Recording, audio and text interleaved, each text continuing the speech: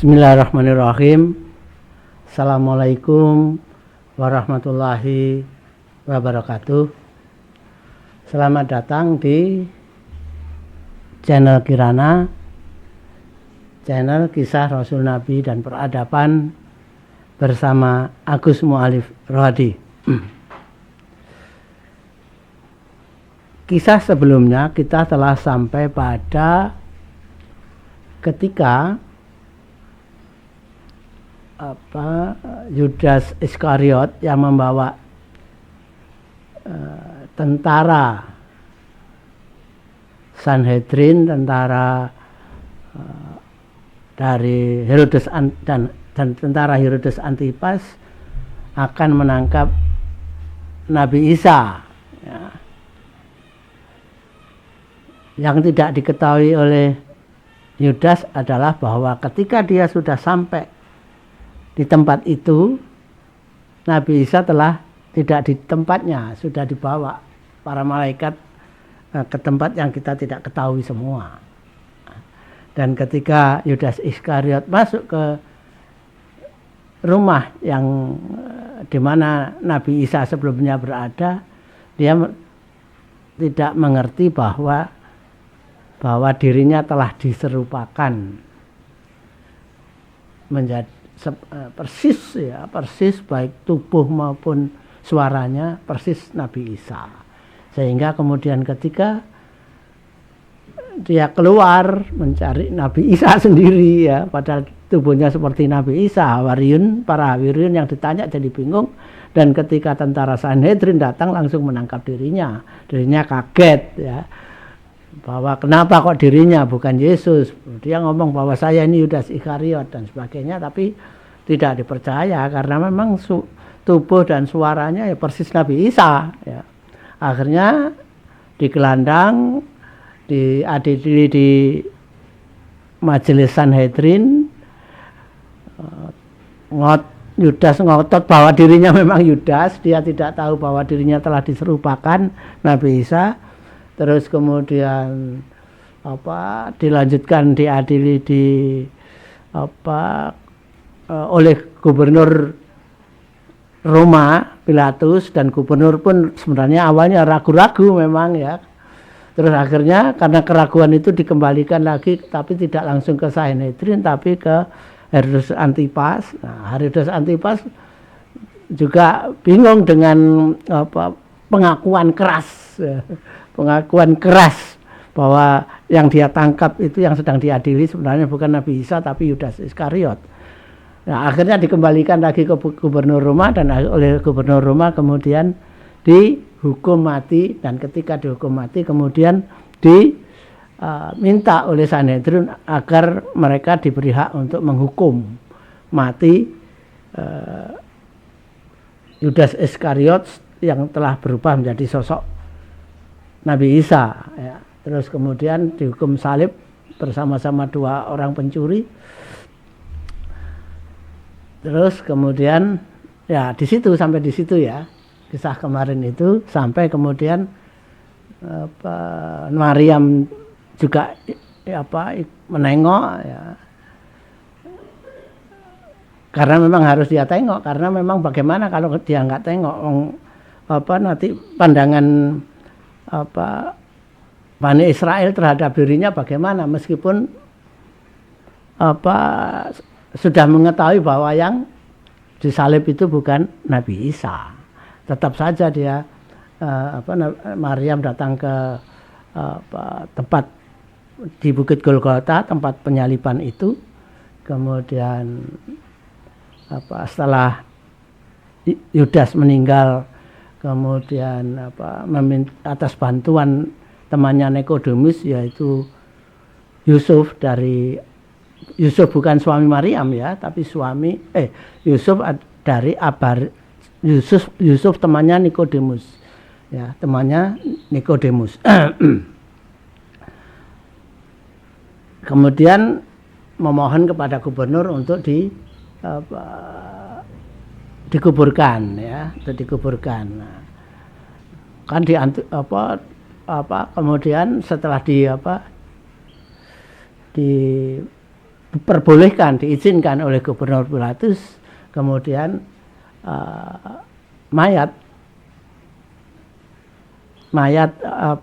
Yudas yang serupa Yesus itu akhirnya dibawa ke gua, ya, diletakkan di sana, diparami supaya tidak membusuk, karena pada saat itu adalah hari Jumat sore dan besoknya adalah hari Sabat.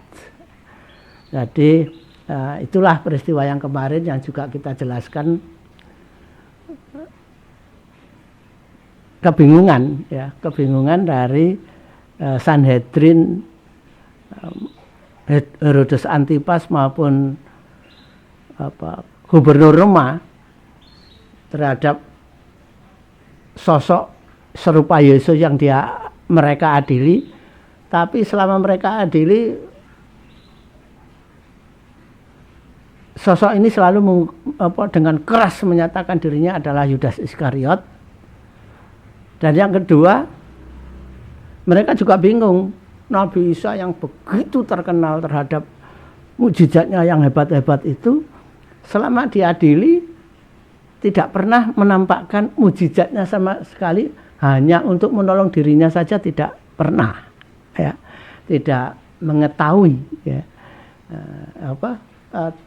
bukan tidak mengetahui, si sosok Yesus ini tidak pernah menunjukkan bahwa dia pernah mampu menunjukkan mukjizat yang hebat. Jadi hanya untuk menolong dirinya sendiri saja, sosok Yesus yang mereka adili ini tidak menunjukkan mukjizatnya. Padahal kalau Yesus mau menunjukkan mukjizatnya sebenarnya kan mudah. Untuk pergi gitu saja kan mudah. Kan pernah ada peristiwa tiba-tiba ketika Yesus dikepung di dekat Haikal Sulaiman oleh masyarakat, terus kemudian tiba-tiba Nabi Isa menghilang dan masyarakat Yahudi saling lempar, bahkan saling bunuh, saling lempar batu di antara mereka. Tiba-tiba Nabi Isa menghilang. Jadi kalau Nabi Isa itu mau menghilang, itu mudah sekali, ya. Mudah sekali kalau menghindar dari pengadilan itu mudah sekali. Dan yang aneh itu ya Yudas Iskariot. Kenapa mereka tidak mencari sosok Yudas Iskariot? Karena apa? Ya karena sosok Yesus ini selalu mengaku dirinya Yudas Iskariot. Mereka tidak mencari sama sekali. Benar nggak ini Yudas Iskariot? Mereka tidak mencari Yudas Iskariot. Jadi suatu peristiwa yang membingungkan, yang membuat keraguan-raguan. Dalam Al-Quran disebut mereka dalam keraguan-raguan. Itulah yang kemarin, ya, yang sebelumnya, ya. Jadi kisah yang sebelumnya, dan selanjutnya adalah kisah di mana mayat Yudas Iskariot telah diletakkan dalam suatu gua untuk maunya akan dikuburkan, tapi setelah hari Sabat, ya. Karena ada terjeda oleh hari Sabat.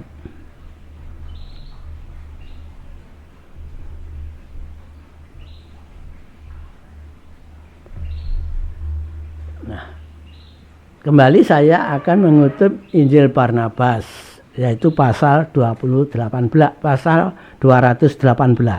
yang mengkisahkan lepas hari Sabat masuk pada hari Ahad, beberapa orang pengikut Nabi Isa pergi ke gua untuk meminyaki jenazah, ya. Untuk merawat jenazah, ya, dan untuk segera dikuburkan, ya. Tapi ternyata mereka menjadi terkejut karena jenazah jenazah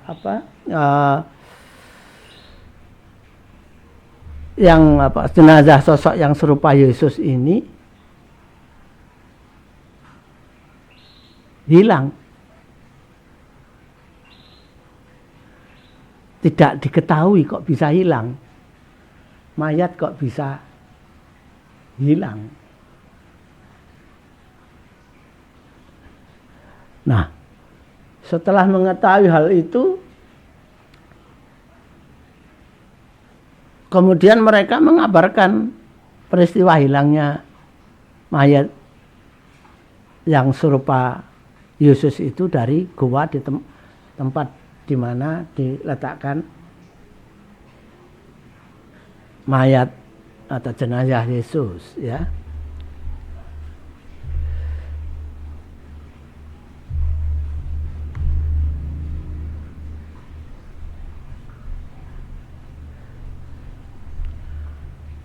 Berita hilangnya sosok Yesus ini kemudian dengan cepat menyebar, ya.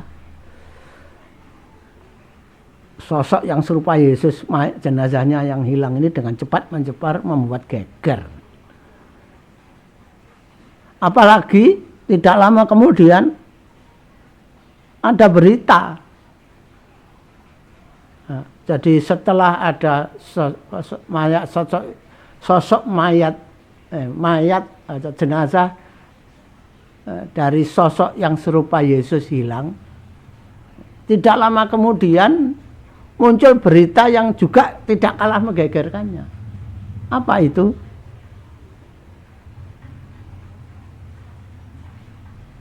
Terdapat berita tentang munculnya lagi sosok serupa Yesus. Kalau Yudas sudah meninggal, kemudian ini tiba-tiba muncul sosok serupa Yesus.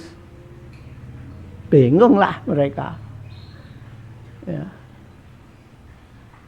Jadi inilah yang kemudian disebut Yesus bangkit lagi itu tadi, ya. Ya, Yesus bangkit lagi, ya.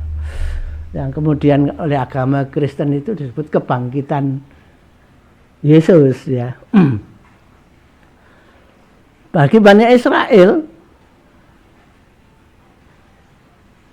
yang ketika mereka sadar, yang mereka ini sadar tentang bahwa mereka ini sudah banyak menyaksikan mukjizat dari para rasul nabi, baik dari Nabi Isa maupun nabi-nabi yang terdahulu. Mereka itu adalah bangsa yang kenyang melihat yang banyak melihat macam-macam mukjizat. Maka munculnya Nabi Isa lagi itu bukan sesuatu yang mengherankan, tapi ini tetap menjadi geger. Karena apa? Ya karena mereka melihat juga bahwa yang di tiang salib sampai mati itu adalah Yesus, sosok persis Yesus. Ya, yang mayatnya sudah ditaruh di gua dan kemudian hilang, setelah itu muncul sosok Yesus. Bagi mereka itu bukan sesuatu yang mustahil dan tidak mengagetkan, karena mereka memang telah telah melihat banyak sekali mukjizat para rasul dan para nabi. Jadi itu bukan sesuatu yang mengherankan, ya.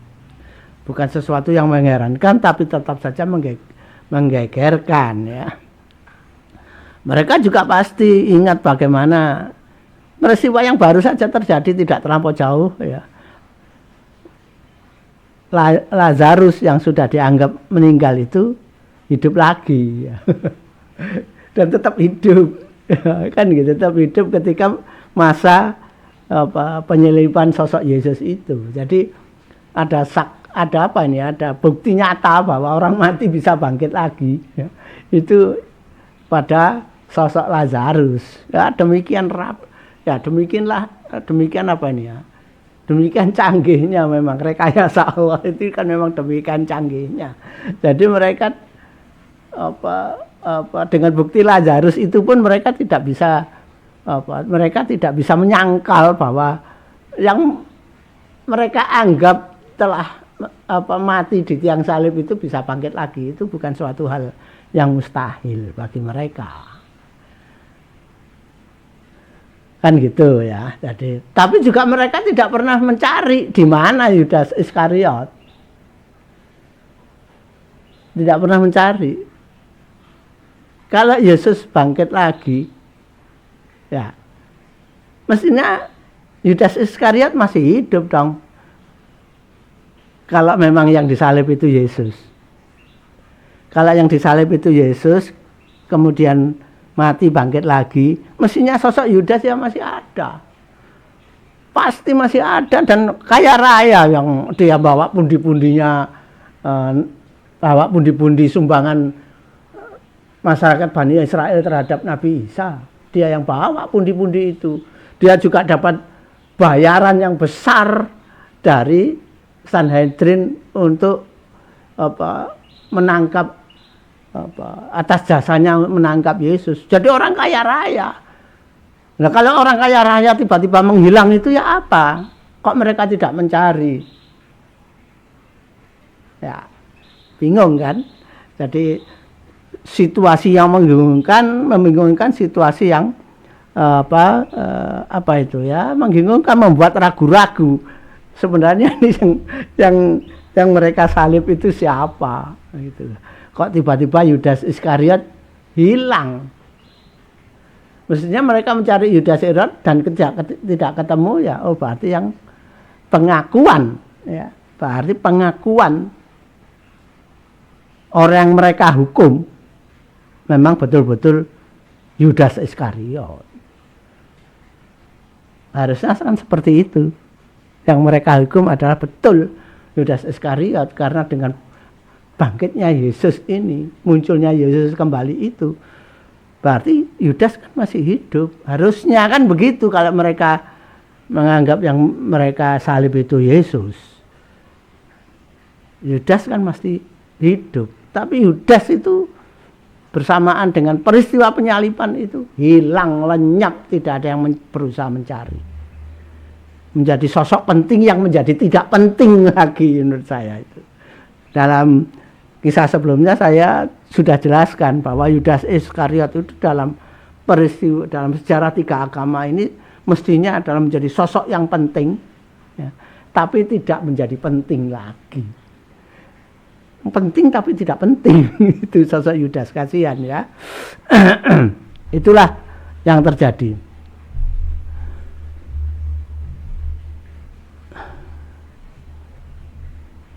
Ini adalah lukisan gua ya, ini sekedar lukisan ya. Gua tempat ditaruhnya jenazah yang menyerupai Yesus yang kemudian hilang.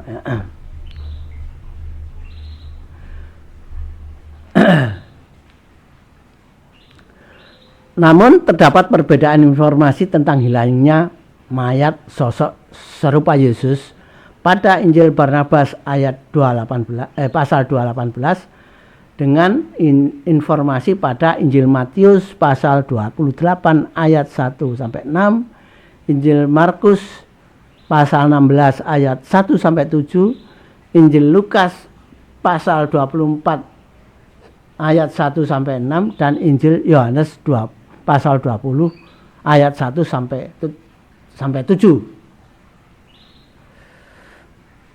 Injil Barnabas menginformasikan bahwa mayat Yudas Iskariot yang saat itu telah berubah menjadi sosok Yesus itu telah diambil orang tidak bertakwa dan menyembunyikannya sambil menghembuskan kabar bahwa Yesus bangkit kembali sehingga menimbulkan kegemparan.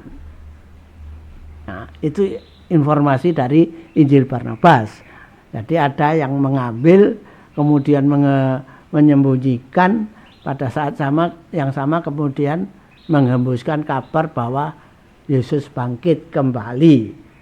Nah, itu Injil Barnabas sehingga menimbulkan kegemparan. Nah, berita itu bahkan akhirnya didengar oleh Maryam dan Barnabas dan lainnya, padahal mereka sudah di Nazaret. Maryam kemudian mengajak Barnabas dan lainnya pergi ke Yerusalem untuk memastikan kebenaran kabar tersebut, kebenaran kabar bahwa jenazah Yudas itu telah hilang dan kemudian muncul bangkit lagi sosok Yesus. Nah, itu dalam Injil Barnabas. Sedang pada Injil 4 evangelik, yaitu Matius, Markus, Lukas, dan Yohanes, menginformasikan yang datang pada hari Minggu pertama adalah Maryam dan Maria Magdalena, dan melihat telah hilangnya mayat sosok serupa Yesus. Jadi perbedaan yang prinsip adalah Injil Barnabas ya, menyebutkan bahwa Maryam saat itu, Maryam dan para Hawariun saat itu ada di Nazaret. Ya. Sedangkan Injil 4 evangelik menyebut yang datang ke goa untuk melihat jenazah itu adalah Maryam dan Maria Magdalena, ya, yang telah menyaksikan hilangnya mayat sosok serupa Yesus. Padahal pada kisah sebelumnya, setelah Maryam ini Maryam, Barnabas dan lain-lain itu menaruh jenazah sosok Yesus di gua itu, kemudian mereka pulang ke Nazaret. Itu Injil Barnabas ya. Nah, ini kalau Injil 4 evangelik itu justru menyebut pada hari Ahad itu yang datang ke goa untuk mau merawat jenazah dan mau menguburkan jenazah itu adalah Maryam dan Maria Magdalena. Nah, itu penyebutannya ya. Paling prinsip perbedaan dalam Injil Barnabas dengan 4 Injil evangelik itu.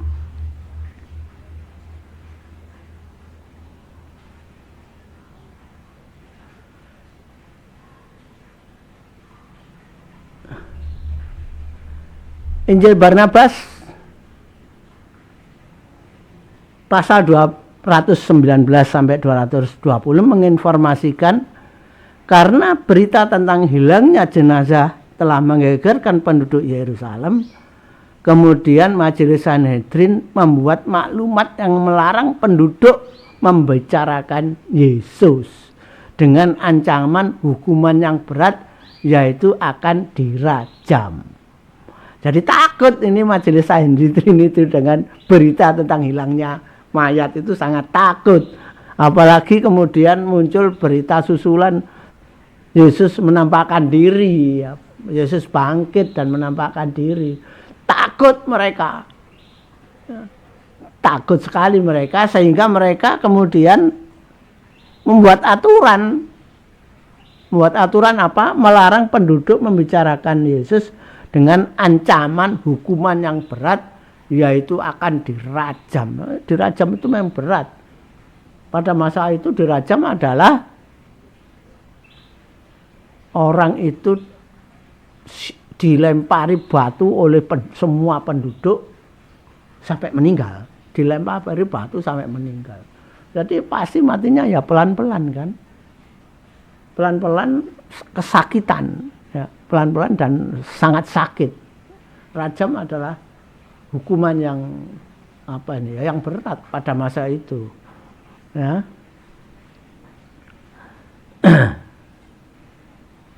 Namun meskipun ada maklumat yang dapat membahayakan dirinya, ya, bagi Maria meskipun ada maklumat yang dapat membahayakan dirinya itu karena mencari Yesus, mau mencari anaknya, ya, namun berita tentang bangkitnya Yesus itu menjadi ya tentu bagi seorang ibu ini kan ya mau mencari anaknya itu kan ya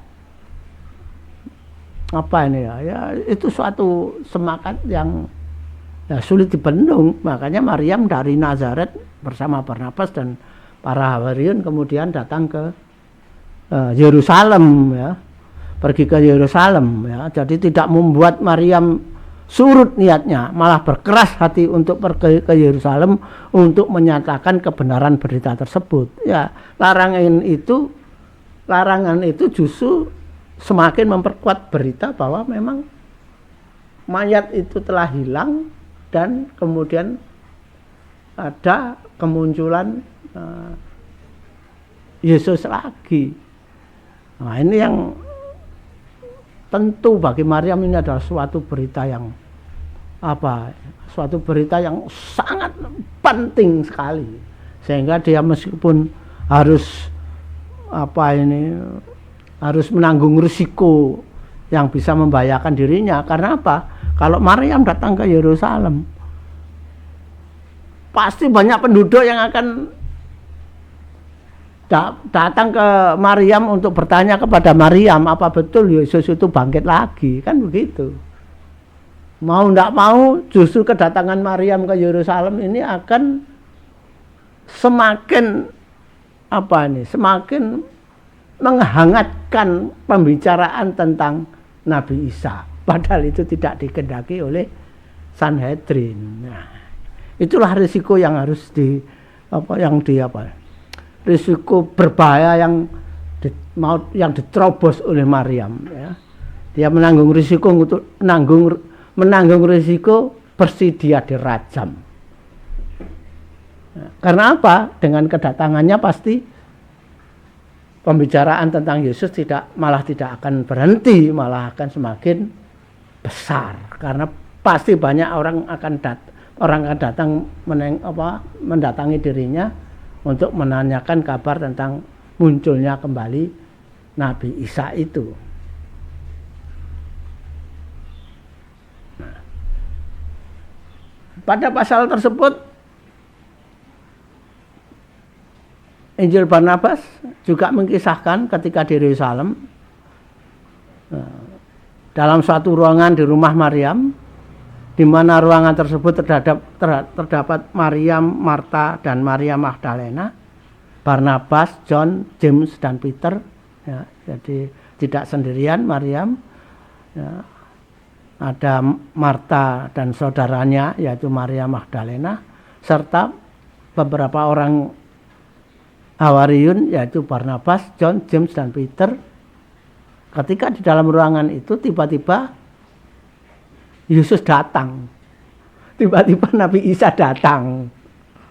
Jadi keinginan Maryam untuk membuktikan itu dalam Injil Barnabas terjawab. Ya, di dalam ruangan itu tiba-tiba Yesus datang. Yang diantar oleh malaikat Jibril, Mikael, Rafael, dan Uriel. Nah, tentu kehadiran Yesus dan 4 malaikat tersebut mengagetkan sekaligus menggembirakan mereka. Ya, bagaimana ibu melihat anaknya yang ternyata masih hidup itu, ya. Ya. Karena kan peristiwa penangkapan itu Maryam juga tidak menyaksikan, ya. Jadi ketika melihat di depannya ini muncul anaknya, ya kita bisa membayangkan bagaimana kegembiraan Maryam, kan. Nah, setelah setelah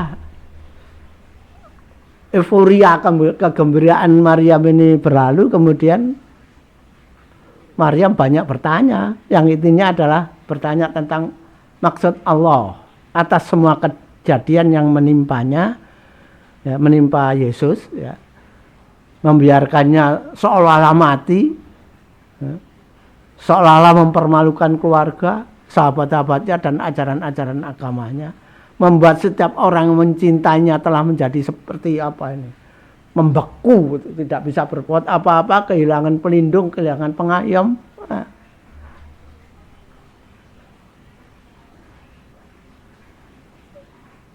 macam-macam pertanyaan itu yang diungkapkan di dalam Injil Barnabas itu, ya. Namun Yesus kemudian meminta malaikat Jibril menjelaskan kepada ibunya, yang dijawab malaikat Jibril bahwa Allah telah memerintahkan kembali Yesus dan mengubah Yudas dengan diserupakan Yesus. Jadi itu karena perintah Allah kepada malaikat Jibril untuk merubah sosok Yudas seperti Yesus, ya. Jadi Allah mengambil Yesus, memerintahkan malaikat Jibril dan 3 malaikatnya mengambil Yesus, kemudian malaikat Jibril juga diperintahkan untuk mengubah sosok Yudas persis menjadi Isa. Jadi itu perbuatan dalam Injil Barnabas disebut sebagai perbuatan malaikat Jibril atas perintah Allah mengubah sosok Yudas menjadi serupa dengan Yesus. Itu adalah perbuatan malaikat Jibril.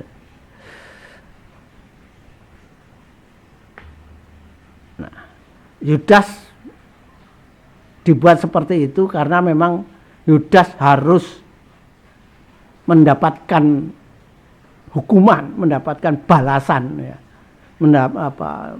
Mendapatkan balasan dengan suatu penderitaan akibat dari perbuatannya menjual orang lain, yaitu menjual Nabi Isa, ya, harga mahal kan, dijual oleh Yudas dengan harga mahal.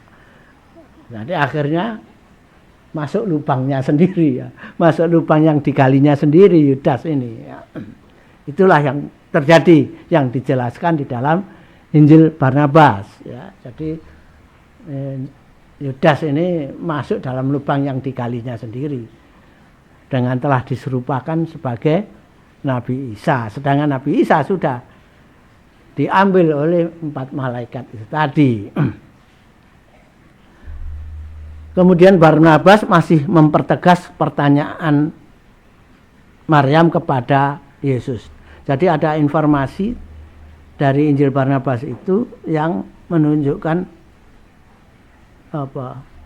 jadi Barnabas ini bertanya lagi, ya, yang mempertegas pertanyaan Maryam. Tujuannya adalah untuk mempertegas pertanyaan Maryam.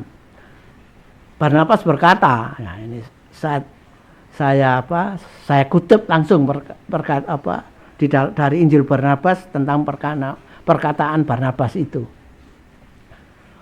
Oh guru, mengingat Allah adalah Maha Pengasih, untuk apa Dia begitu menyiksa kami, menjadikan kami percaya bahwa engkau telah wafat, sedangkan Buddhamu telah menangis karena engkau sampai dia mendekati mati, sedangkan engkau orang suci utusan Allah.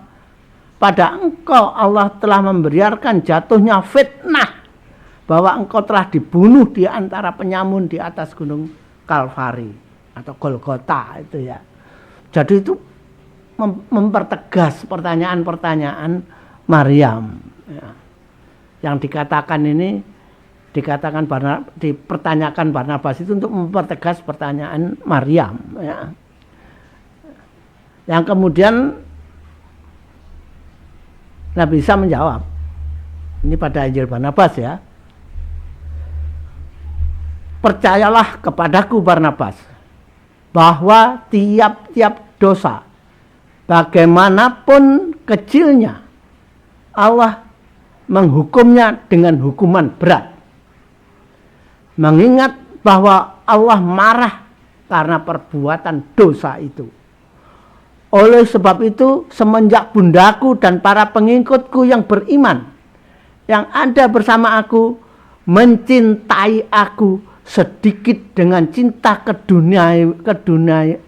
keduniawian, Allah yang Maha Adil telah berkehendak untuk menghukum cinta ini dengan kedukaan kini, agar nantinya tidak dihukum dalam nyala api neraka.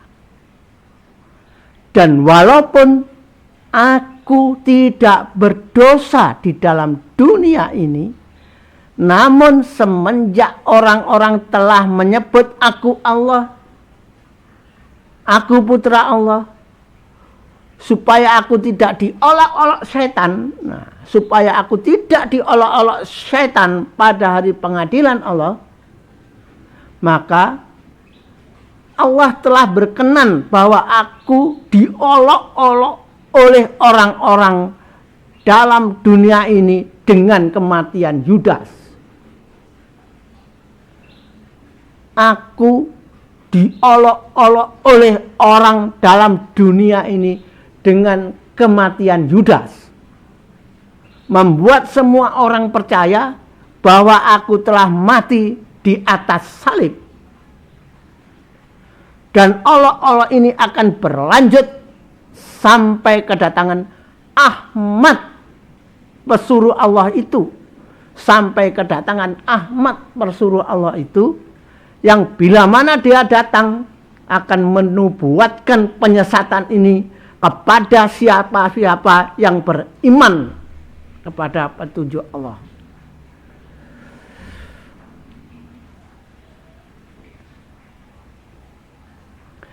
Saya ulangi kalimat terakhir. Dan olok-olok ini akan berlanjut sampai kedatangan Ahmad pesuruh Allah itu, yang bila mana dia datang, Ahmad datang, akan menubuatkan tentang penyesatan itu semua ya, kepada siapa-siapa saja yang beriman kepada petunjuk Allah. Maksudnya adalah akan diwahyukan peristiwa itu kepada Ahmad tentang peristiwa itu ya, tentang peristiwa yang menyesatkan itu ya, bahwa yang disalib bukan sosok, bukan yang disalib bukanlah Nabi Isa, tapi yang disalib adalah Yudas. Inilah perkataan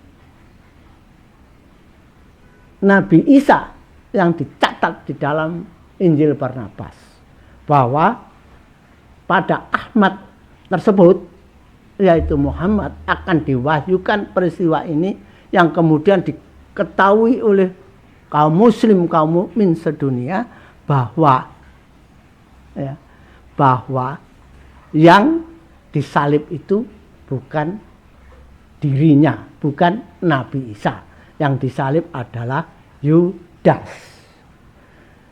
Jadi nanti ini, peristiwa ini akan diselesaikan dengan wahyu Allah, supaya tidak menjadi perdebatan di kalangan kaum yang beriman, di kalangan kaum muslim. Peristiwa ini tidak menjadi perdebatan, peristiwa menjadi peribadatan karena diwahyukan. Ini menjadi salah satu iman ya, menjadi keimanan kaum muslim bahwa yang disalib itu adalah bukan Nabi Isa. Ini yang perkataan Nabi Isa yang ditulis di dalam Injil Barnabas.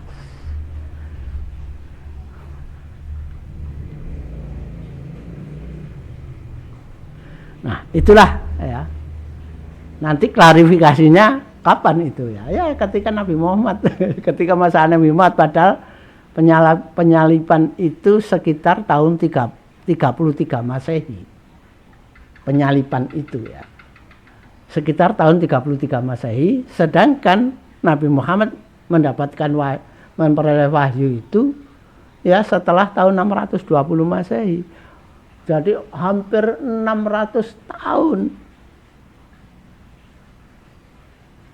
Hampir 600 tahun kemudian baru diwahyukan kepada Ahmad.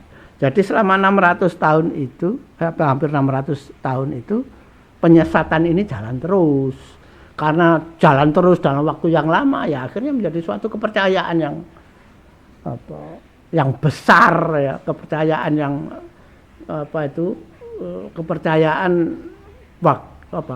kepercayaan umat manusia dalam jumlah yang besar di banyak negara. Ya. Itulah karena pewahyuan itu jaraknya hampir 600 tahun.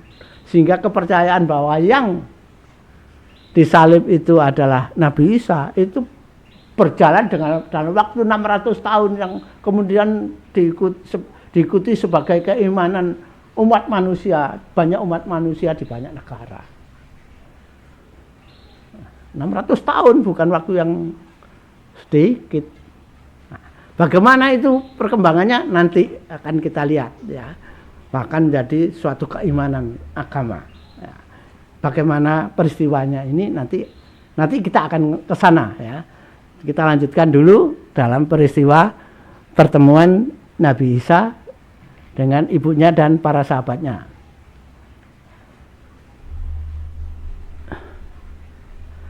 Ya, sesudah menjawab Barnabas, Yesus berkata,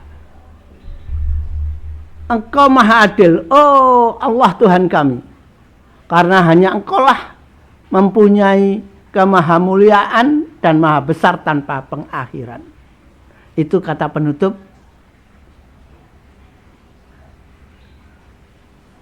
yang disampaikan Nabi Isa kepada Barnabas.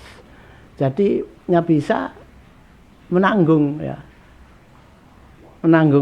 ikhlas ya, dan menganggap itu suatu keadilan. Karena apa?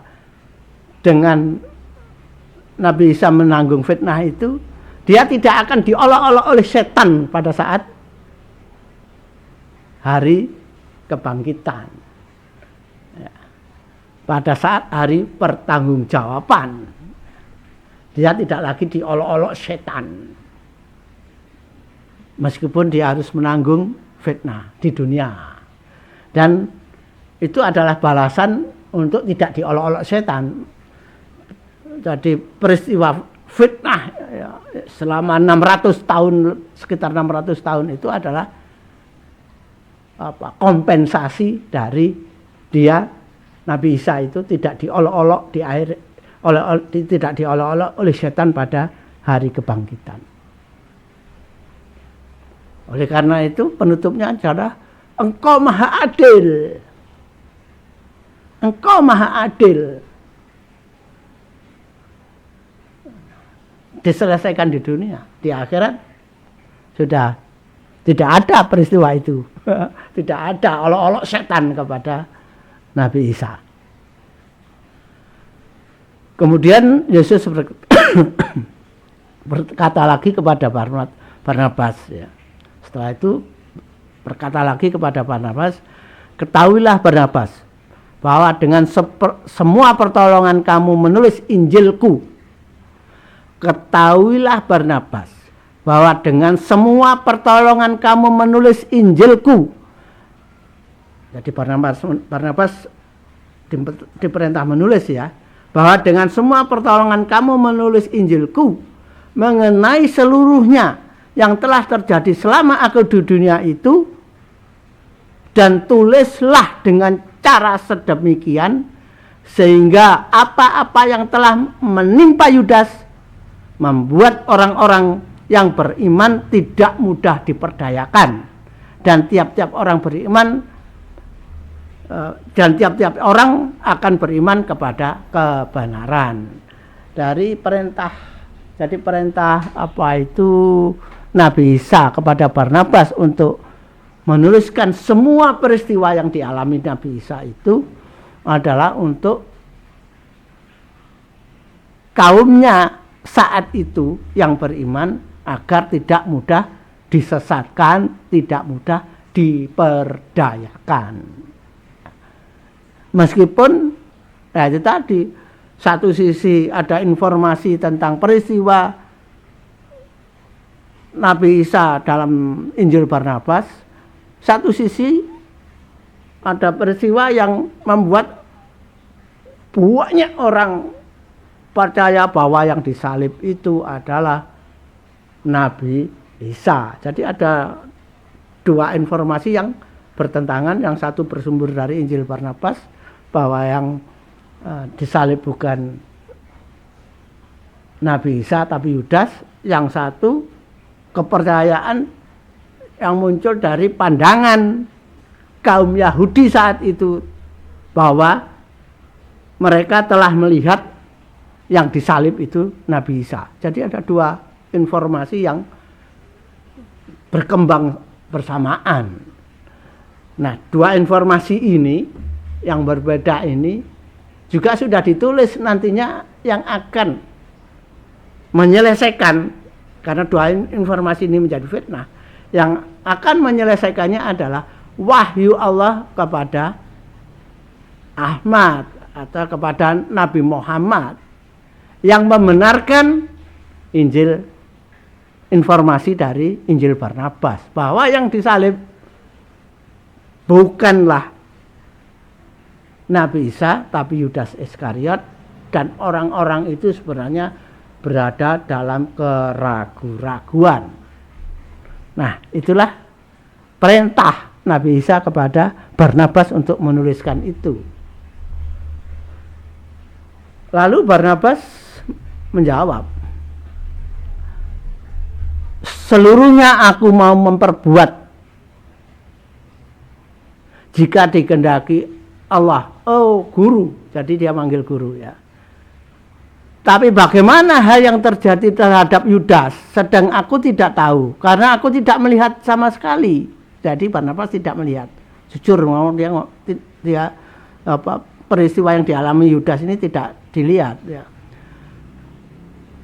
Yesus kemudian menjawab, di sini ada John dan Peter yang telah melihat semuanya, dan mereka akan menceritakan kepadamu seluruhnya apa yang telah berlangsung.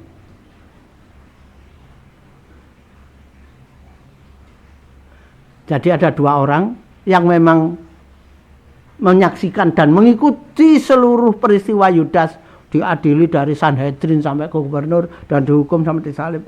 Itu adalah John dan Peter. Dia menyaksikan semua. Yang disaksikannya itu adalah yang diberikan kepada Barnabas. Jadi Barnabas menulis dalam Injilnya seperti itu tentang peristiwa penangkapan sosok seperti Yesus dan semua peristiwa pengadilan dan lain-lainnya itu adalah John dan Peter. Peter itu adalah Petrus, John itu Yohanes. Jadi 3 orang. Satu penulisnya yaitu Barnabas, dua pemberi informasi adalah John dan Peter. Jadi apa yang tertuang dalam Injil Barnabas tentang peristiwa itu semua adalah Barnabas, John dan Peter. John dan Petrus, Yohanes dan Petrus. Nah, peristiwa itu yang dituliskan itu informasinya dari Yohanes dan Petrus. Itulah yang tertulis dalam Injil Barnabas. Dengan perkataan Nabi Isa itu, Barnabas tentu dengan gembira ya. Setelah mendapatkan perintah dari Yesus untuk menuliskan Injilnya Yesus ya. Dengan dibantu oleh Yohanes dan Petrus untuk melengkapi hal-hal yang tidak diketahui oleh Barnabas, karena memang tidak semua peristiwa diketahui oleh Barnabas. Jadi Injil Barnabas itu bukan murni hanya dari Injil Barnabas, tapi juga dari Yohanes dan Petrus. Nah,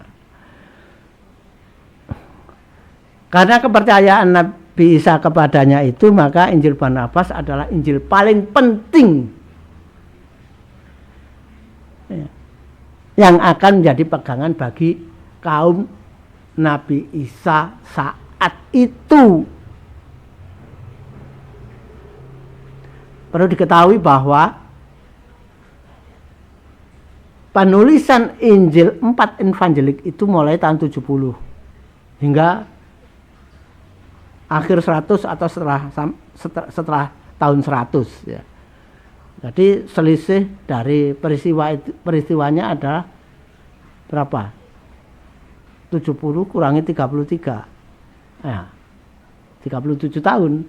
Selisihnya 37 tahun. Penulisan Injil 4 evangelik.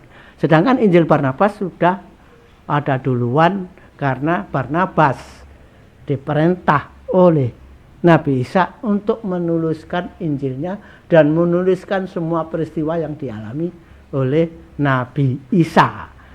Sehingga Injil Barnabas menjadi pegangan bagi kaumnya Nabi Isa pada saat itu. Pada saat setelah ditinggal Nabi Isa pada tahun 33 itu. Jadi Injil Barnabas itu ada duluan yang menjadi pegangan kaumnya. Ya.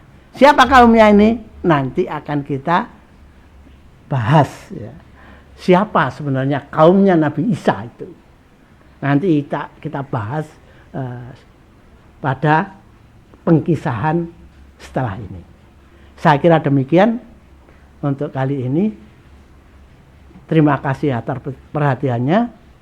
Mudah-mudahan bermanfaat, menambahkan pengetahuan kita tentang sejarah para rasul, khususnya sejarah Nabi Isa dan sejarah para Hawariyun dan umat Nabi Isa pada masa itu. Saya kira demikian. Mudah-mudahan bermanfaat. Billahi taufik wal hidayah. Assalamualaikum warahmatullahi wabarakatuh.